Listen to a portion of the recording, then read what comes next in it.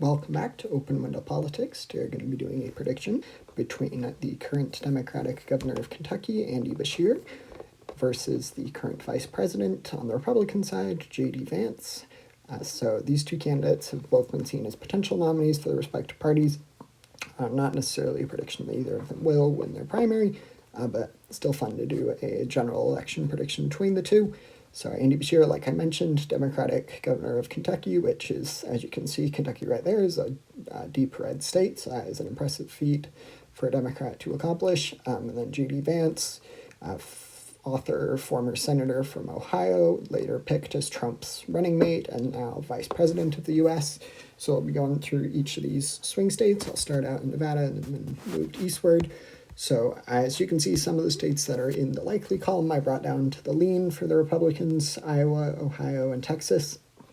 These three states, I don't see Florida as narrowing up past the likely margin if these two people were the candidate. Right now it's just a generally favorable environment for Democrats, and Andy Beshear is definitely, he's had to portray himself as more of a moderate, which he had to do to win in Kentucky as a Democrat, so I think that he would appeal to, that would be an appealing trait of his throughout all 50 states, but especially in the likely lean and tilt and swing states.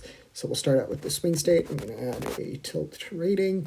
So in Nevada, I'll put that in the tilt blue rating. I could very easily see it being in the lean blue rating, but this state will probably be one of Democrats' easier pickups as far as states that Trump won in 2024 when it comes to 2028.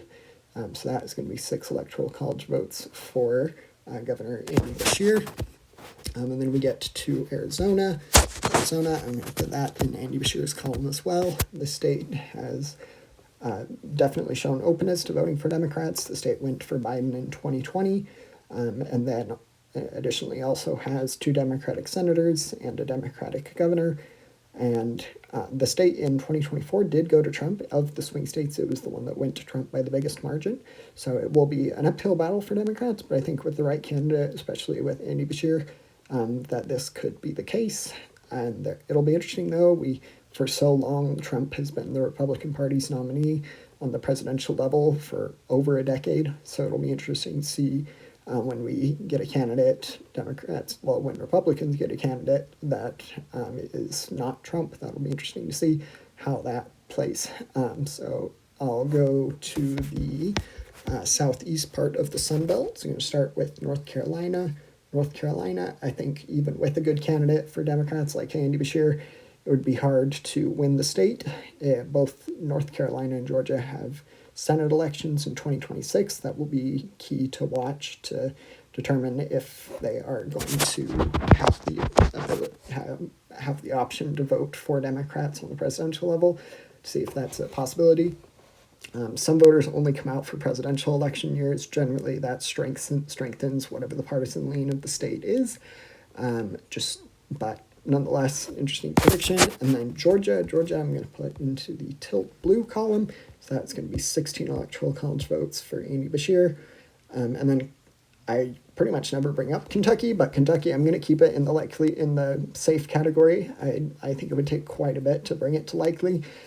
I think it is extremely difficult for Democrats to do that with anyone, but Andy Beshear, I still, like I mentioned with North Carolina, there are just quite a few voters who only vote when the president is on the ballot, so I think that would make it so Kentucky would remain in the safe red column. And then we'll go to Wisconsin. So in Wisconsin, I think that the Rust Belt would most likely vote together. We're going to start with Wisconsin, though. So this state it was one of the narrowest, if not the narrowest, of the 2024 swing states. And aside from Nevada, it probably shows the most likelihood in going back to the Democratic Party.